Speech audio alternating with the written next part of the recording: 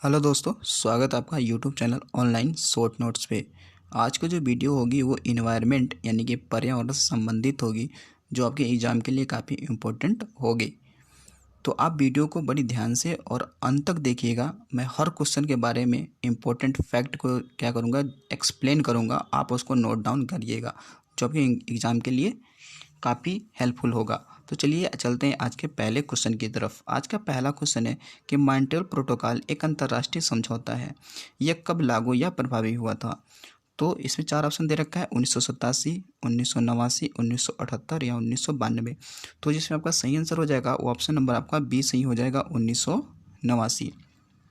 देखिए यहाँ लागू करने की बात कर रहा है, तो ये 1 जनवरी 1989 को क्या हुआ था, लागू हुआ था। जबकि ये समझौता हुआ कब था? तो ये हुआ था 16 सितंबर, याद रखेंगे कब, 16 सितंबर 1987 के हुआ था। ठीक है, मॉन्ट्रियल जो पड़ता है कनाडा में पड़ता हुआ, यहाँ पे हुआ था। और ये मॉन्ट्रियल प्रोटोकॉल जो था, ये समझौता, ये संबंधित किससे था? तो ये याद रखेंगे कि ये जो ओजोन परत के संरक्षण से, ओजोन परत संरक्षण से संबंधित था। ये क्वेश्चन कई बार पूछा जा चुका है। ठीक है, तो ये ओजोन परत के संबंध में था। अगर हम बात करें कि जो ये मॉन्ट्रियल प्रोटोकॉल है, इसी दिन मतलब ये 16 सितंबर को हुआ था, तो इसीलिए 16 सितंबर को क्या मनाया जाता है? तो ओजोन दिवस मनाया जाता है। क्या मनाया जाता है? ओजोन दिवस मनाया जाता है। कब? 16 सितंबर को। और वो जब आप याद रखेंगे कि जो ओजोन परत का जो क्षरण है वो सर्वाधिक कहाँ पर हो रहा है? तो आप याद रखिएगा, जो अंटार्कटिका है, अंटार्कटिका। तो अंटार्कटिका पे क्या हो रहा है कि ऊपर ये क्षरण बहुत हो रहा है, यहाँ पे क्षरण बहुत है, लेयर पतली हो रही है। और इस क्षरण का पता सर्वप्रथम किसने लगाया था? तो 1985 में एक ब्रिटिश पर्यावरणविद थे, जिनका नाम क्या था? फोरमैन। क्या नाम था? फोरमैन। इन्होंने सर्वप्रथम पता लगाया कि ओजोन परत में क्या हो रहा है, छिद्र हो रहा है, यानी लेयर पतला हो रहा है। चलिए चलते हैं अगले क्वेश्चन की तरफ। अगला क्वेश्चन है कि वियना कन्वेंशन का मुख्य उद्देश्य क्या था? चार ऑप्शन है: ओजोन परत संरक्षण, ऑप्शन बी है CO2 कार्बन या CO2 उत्सर्जन में कमी, ऑप्शन सी है ग्लोबल वार्मिंग, या डी यानी सभी। तो देखिए आपका जो सही आंसर हो जाएगा वो ऑप्शन नंबर आपका ए हो जाएगा, ओजोन परत के क्षरण से संबंधित है। ठीक है, ओजोन परत के संरक्षण से संबंधित है। देखिए वियना कन्वेंशन कब हुआ था? वियना कन्वेंशन 1985 में हुआ था। कब हुआ था? 1985 में। वियना क्या है कि ऑस्ट्रिया जो एक देश है, ऑस्ट्रिया की ये राजधानी है वियना, वहाँ पे कन्वेंशन हुआ था, तो इसलिए नाम क्या दे दिया गया? Vienna convention. हुआ कब था? 1985 में। जबकि लागू कब हुआ था? तो जबकि लागू ये हुआ था 1988 में।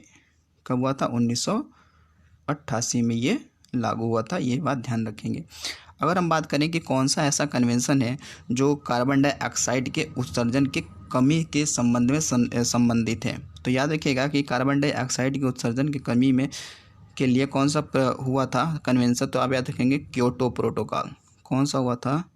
Kyoto protocol. ठीक है, क्योटो प्रोटोकॉल। ये कब हुआ था? तो ये 1997 में हुआ था। क्योटो कहाँ पड़ता है? तो क्योटो ये जापान का एक शहर है। ठीक है, ये कब हुआ? कब था? 1997 में। जबकि लागू कब हुआ ये क्योटो प्रोटोकॉल? तो 2005 में ये लागू हुआ था। ये चीज़ आप ध्यान रखेंगे। चलिए अगला क्वेश्चन देखते हैं, क्वेश्चन नंबर 3। क्वेश्चन नंबर 3 है कि जैव विविधता अधिनियम किस वर्ष पारित किया गया था? आपका चार ऑप्शन है: 2001, 2005, 2002 या 2002। ठीक है, तो इसमें आपका जो सही आंसर हो जाएगा वो ऑप्शन नंबर आपका डी सही हो जाएगा, 2002। ठीक है, संसद में यानी कि पार्लियामेंट में ये अधिनियम पारित हुआ था। कौन सा? जैव विविधता अधिनियम। जैव विविधता अधिनियम कब पारित हुआ था? तो ये 2002 में पारित हुआ था, आप याद रखेंगे। और दूसरी बात और याद रखेंगे कि 22 मई को ठीक है, जैव विविधता दिवस मनाया जाता है। याद रखें, क्या जैव विविधता दिवस कब मनाया जाता है? 22 मई को मनाया जाता है। और इस बार 2020 की थीम क्या थी जैव विविधता की? तो आवर सॉल्यूशन क्या थी? Our solution are in nature. ठीक, आर इन नेचर, ये इस बार की क्या थी? थीम थी। दूसरा यहाँ सन देख रहे हैं आप, 2000 जो सन देख रहे हैं, इसमें क्या हुआ था? तो 2000 जो सन है ये ध्वनि प्रदूषण अधिनियम आया था। क्या आया था? ध्वनि प्रदूषण एक्ट आया था। कब आया था? 2000 में। ठीक है, ये भी चीज़ आप ध्यान रखेंगे। चलिए अगला क्वेश्चन देखते हैं, क्वेश्चन नंबर 4। क्वेश्चन नंबर 4 कह रहा है कि 22 अप्रैल 2020 को विश्व पृथ्वी दिवस मनाया गया। तो इस वर्ष का विषय मतलब थीम क्या थी इस बार की? ऑप्शन ए है क्लाइमेट एक्शन, बी है बायोडाइवर्सिटी, सी है वाटर क्लाइमेट, फिर है डी आपका फिट यूथ फिट इंडिया। तो इसमें आपका जो सही आंसर हो जाएगा ऑप्शन नंबर ए हो जाएगा क्लाइमेट एक्शन। क्या? Climate action. ये पृथ्वी दिवस की क्या थी? थीम थी। कब? 2020 की। ठीक। दूसरी यहाँ पर आप देख रहे हैं बायोडाइवर्सिटी, ये भी थीम थी किसकी? तो विश्व पर्यावरण दिवस। जो पर्यावरण दिवस मनाया जाता है ना 5 जून को, इस बार की जो थीम थी 2020 की थीम वो क्या थी? बायोडाइवर्सिटी यानी कि जैव विविधता। और जो यहाँ पे देख रहे हैं वाटर क्लाइमेट, क्या? Water climate. हालांकि यहाँ पे वाटर क्लाइमेट चेंज होना चाहिए, तो वाटर क्लाइमेट यहाँ पे चेंज होना चाहिए। तो ये थी 22 मार्च को। 22 मार्च को क्या मनाया जाता है? विश्व जल दिवस। विश्व जल दिवस की थीम थी इस 2020 की। ठीक है, ये सब 2020 की थीम है। तो 22 मार्च जो विश्व जल दिवस मनाया जाता है इसकी थीम क्या थी? Water climate change. ये फिट यूथ फिट इंडिया। तो इसलिए 12 जनवरी को क्या मनाया जाता है? तो राष्ट्रीय युवा दिवस। तो राष्ट्रीय युवा दिवस 2020 की थीम क्या थी? तो फिट यूथ फिट इंडिया। चलिए अगला क्वेश्चन देखते हैं, क्वेश्चन नंबर आपका 5। क्वेश्चन नंबर 5 कह रहा है कि ट्यूमर का पता लगाने के लिए किस समस्थानिक का उपयोग किया जाता है? 4 ऑप्शन है, सोडियम 24, आर्सेनिक 74, फास्फोरस 24 या लोहा 59। तो इसमें आपका जो सही आंसर हो जाएगा ऑप्शन नंबर आपका बी सही हो जाएगा, आर्सेनिक 74। देखिए जो ट्यूमर होता है, ट्यूमर अगर आपके शरीर में एक ट्यूमर है, ठीक है, तो इसका पता लगाने के लिए हम किस आइसोटोप का प्रयोग करेंगे? तो आर्सेनिक जो होता है, आर्सेनिक 74, इसका प्रयोग करते हैं। तो आपको पता चल जाएगा कि आपके शरीर में ट्यूमर है। देखिए ट्यूमर होता है क्या? ट्यूमर जो होता है ये कैंसर का जो प्राथमिक स्टेज होता है, ठीक है, जो प्राथमिक स्तर होता है उसे ही कहते हैं ट्यूमर। क्या कहते हैं? ट्यूमर। हिंदी में इसे बोलते हैं अर्बुद। हिंदी में ट्यूमर को अर्बुद बोलते हैं। क्या बोलते हैं? अर्बुद। ये चीज़ आप ध्यान रखेंगे।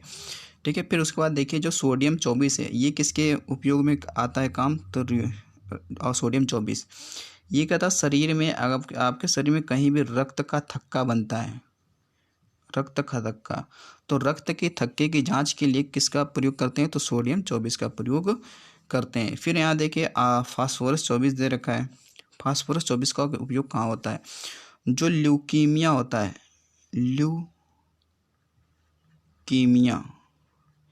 ल्यूकीमिया का पता लगाने के लिए या ल्यूकीमिया की जांच के लिए। अब ल्यूकीमिया क्या होता है? ल्यूकीमिया एक कैंसर का प्रकार होता है। ल्यूकीमिया क्या होता है? कैंसर का प्रकार होता है जो WBC से संबंधित होता है। ठीक है, तो ये ल्यूकीमिया का पता लगाया जाता है। लोहा 59 क्या है? ठीक है, यानी कि जो आयरन 59 है इसका उपयोग किसके लिए करते हैं? तो जब हमारे शरीर में एनीमिया रोग का पता लगाना होता है, एनीमिया की जांच के लिए। एनीमिया मतलब वही अरक्तता, इसे बोलते हैं ना अरक्तता, इसकी जांच के लिए हम लोग लोहा 59 का प्रयोग करते हैं। चलिए क्वेश्चन नंबर 6 कह रहा है निम्न में से कौन ग्रीन हाउस गैस नहीं है? ऑप्शन 4 हैं, CO3, N2O, CH4, SO2। तो आपका सही आंसर हो जाएगा ऑप्शन नंबर डी सही हो जाएगा, SO2 यानी कि सल्फर डाइऑक्साइड। ये आपकी ग्रीन हाउस गैस नहीं है। यहाँ पे देखिए ग्रीन हाउस गैस से होती क्या है कि जो हमारा ये वायुमंडल है ना, तो वायुमंडल में बहुत सारी गैसें हैं, ये बहुत सारी गैसें हैं। तो जो सूर्य से जो किरणें आती हैं, तो जो सूर्य से किरणें आती हैं तो उस एनर्जी को यानी उस ऊष्मा को ये जो गैसें होती हैं ना, जैसे मान लिया CO2 है, CH4 है, O3 है, तो ये लोग क्या करते हैं कि ये जो सूर्य की जो हीट है, जो ऊष्मा है, उसको लोग क्या करते हैं? ये एब्जॉर्ब कर लेते हैं। एब्जॉर्ब करने के बाद में क्या होता है कि जो वायुमंडल है, वायुमंडल का जो ताप है, वायुमंडल का ताप ये लोग बढ़ा देते हैं, इंक्रीज कर देते हैं। तो इसलिए इन्हें कहते हैं ग्रीन हाउस गैसेस। तो इसमें जो सल्फर डाइऑक्साइड है ना, ये आपकी नहीं है। ठीक है, ये वायुमंडल का ताप नहीं बढ़ाती है। तो इसके अलावा कौन कौन सी हैं? तो इसके अलावा हम देखिए ये तो तीनों हैं ही हैं। ठीक है, ये तीनों हैं ही हैं। इसके अलावा कौन कौन सी हैं? तो ओजोन 3 है, और सबसे ज़्यादा तो तापमान O2 बढ़ाता है, कार्बन डाइऑक्साइड बढ़ाता है। फिर उसके बाद में जलवाष्प भी है, जलवाष्प भी है, वाटर वेपर। फिर उसके बाद में CFC भी है, ठीक है। उसके बाद HCFC भी है, हाइड्रोक्लोरोकार्बन, ठीक है। ये फ्लोरोकार्बन, ये है हाइड्रोक्लोरोफ्लोरोकार्बन, ठीक है। तो ये सारी गैसेज होती हैं जो कार्बन जो वायुमंडल की ताप बढ़ा देती हैं, ठीक है। चलिए अगले क्वेश्चन पे चलते हैं। अगला क्वेश्चन है कि मुरलेन राष्ट्रीय उद्यान किस राज्य में स्थित है? तो 4 ऑप्शन है, त्रिपुरा, नागालैंड, मणिपुर, मिजोरम। तो उसमें आपका सही आंसर हो जाएगा ऑप्शन का मिजोरम। मिजोरम में क्या है, ये मुरलेन राष्ट्रीय उद्यान स्थित है। इसके अलावा कौन सा राष्ट्रीय उद्यान यहाँ पे है? तो यहाँ पे एक राष्ट्रीय उद्यान और है जिससे नाम है फुवंगई, ठीक है। फुवंगई नेशनल पार्क यहीं पे स्थित है। दूसरी बात कि यहाँ पे जो ब्लू माउंटेन है, ब्लू माउंटेन, ये भी याद रखेंगे कि ब्लू माउंटेन कहाँ पर है, तो मिजोरम में है, ठीक है। हालांकि आप वहाँ ना जाइएगा, तमिलनाडु एरिया में ना जाइएगा, नीलगिरी वाले पे ब्लू माउंटेन पूछे तो आपको मिजोरम ही लगाना है। और पूर्वोत्तर भारत का मिजोरम और त्रिपुरा 2 ही ऐसे राज्य हैं जहाँ से क्या होती है, जो कर्क रेखा गुजरती है, ठीक है। कर्क रेखा मिजोरम और त्रिपुरा से गुजरती है। और मणिपुर की बात करें तो मणिपुर में एक राष्ट्रीय उद्यान है जिसका नाम है केबुल लामजाओ, केबुल लामजाओ। ये क्या है कि विश्व का एकमात्र तैरता हुआ नेशनल पार्क है, तैरता हुआ नेशनल पार्क है। नागालैंड की बात करें, नागालैंड में एक राष्ट्रीय उद्यान, इसका नाम है इटांकी नेशनल पार्क। कौन सा? इटांकी नेशनल पार्क, ठीक है। त्रिपुरा में एक है यहाँ पे जिसे बोलते हैं क्लाउडेड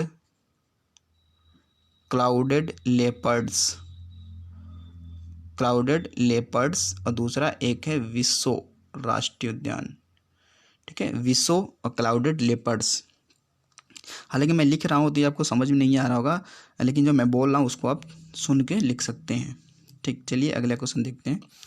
क्वेश्चन नंबर क्या है कि भारत में सर्वप्रथम जयमंडल आगार किसे घोषित किया गया था? 4 ऑप्शन है, नोकरेक, शीत मरुस्थल, नीलगिरी, शेषाचलम। तो इसमें आपका सही उत्तर हो जाएगा ऑप्शन नंबर आपका सी सही हो जाएगा, नीलगिरी। देखिए नीलगिरी को बायो रिजर्व में कब 1986 में क्या गया था, शामिल किया गया था। देखिए जयमंडल आगार जैसे बोलते हैं, ये बायो रिजर्व कहते हैं, ठीक है। बायो ये रिजर्व क्षेत्र होता है, ठीक है, बायो रिजर्व क्षेत्र। तो सबसे पहले नीलगिरी की पहाड़ियों को शामिल किया गया था। देखिए नीलगिरी की पहाड़ियाँ 3 राज्य में हैं, ठीक है। एक तो केरल में है, दूसरा कर्नाटक में है, और फिर ये तमिलनाडु में, ठीक है। तो ये 3 राज्यों से घिरा हुआ है। कौन सा? नीलगिरी पहाड़ियाँ। कौन सी? नीलगिरी पहाड़ियाँ। और नीलगिरी पहाड़ियाँ की सबसे ऊंची चोटी कौन सी है? दोदा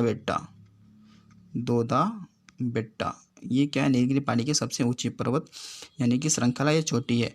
और नीलगिरी पहाड़ी पर एक जनजाति पाई जाती है, इसका नाम है टोडा जनजाति। कौन सा? टोडा जनजाति। और ये टोडा जनजाति क्या करती है? पशुचारण का कार्य करती है। कौन सा? पशुचारण का कार्य करती है।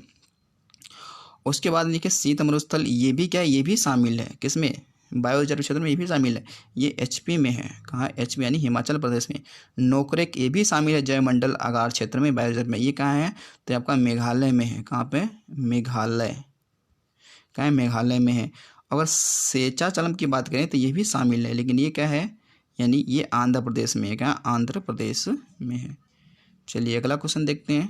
क्वेश्चन नंबर 9, कौन पक्षी अभयारण्य कर्नाटक में स्थित है? 4 ऑप्शन है, रंगाथिट्टू, नीलापट्टू, वेदाथंगल, सलीमली पक्षी विहार। इसमें आपका जो सही आंसर हो जाएगा ऑप्शन नंबर ए हो जाएगा, रंगाथिट्टू।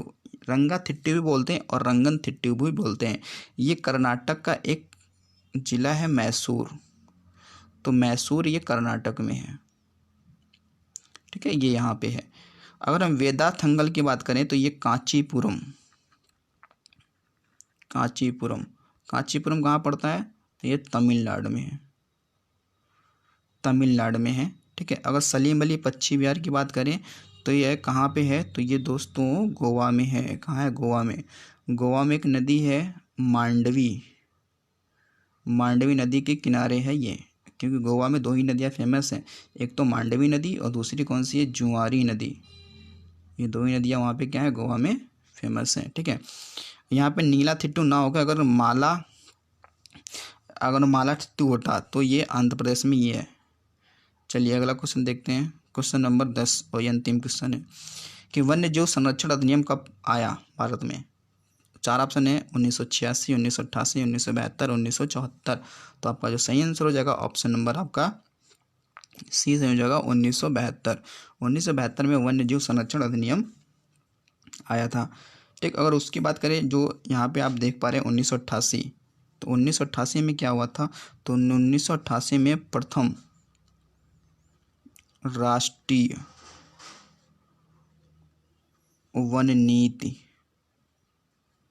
ठीक है, तो 1988 में फर्स्ट नेशनल जो फॉरेस्ट पॉलिसी आई थी, ठीक है, 1988 में। और अगर बात करें 1974 में, 1974 में क्या हुआ था, तो 1974 की हम बात करें तो जल प्रदूषण नियंत्रण एक्ट आया था। ठीक, ये याद रखेंगे, 1974 में क्या था, जल प्रदूषण एक्ट आया था। 1986 की अगर हम बात करें तो 1986 में पर्यावरण 1986 में पर्यावरण संरक्षण अधिनियम आया था। ठीक, कब आया था, 1900। ठीक, तो आप याद रखेंगे कि 1986 में क्या हुआ था, तो पर्यावरण संरक्षण अधिनियम आया था, पर्यावरण संरक्षण ये अधिनियम आया था। फिर उसके बाद हम बात कर लें कि एक 1988 आप जानेंगे कि ये राष्ट्रीय वन नीति आई थी पहली बार। ठीक है, फिर उसके बाद जल प्रदूषण 1974 में आया था। फिर उसके बाद अगर बात करें कि एक है वायु प्रदूषण नियंत्रण एक्ट, ये कब आया था, तो ये भी याद रखेंगे, ये भी आया था 1981 में। कब आया था, 1981 में। 1980 में याद रख सकते हैं कि 1980 में क्या हुआ था, ये इंपॉर्टेंट काफ़ी, ये क्वेश्चन ऐसे हैं कि आपको डायरेक्ट पूछे जा सकते हैं। कैसे डायरेक्ट, तो अगर 1900 पूछे तो वन सुरक्षा अधिनियम कब आया था, वन सुरक्षा अधिनियम, तो ये भी याद रखेंगे, तो ये कब आया था, ये 1980 में आया था। तो ये आपके 10 क्वेश्चन थे इन्वायरमेंट से रिलेटेड जो काफ़ी इंपॉर्टेंट है। तो आई होप आपको ये वीडियो पसंद आया होगा। अगर पसंद आया हो तो इसे लाइक शेयर सब्सक्राइब जरूर करिएगा और दोस्तों तक जरूर पहुंचाइए ताकि उनको भी फ़ायदा हो सके। इसी तरीके से आगे वीडियो आपको मिलते रहेंगे। तो चलिए मिलते हैं अगले वीडियो में। तो थैंक्स फॉर वॉचिंग।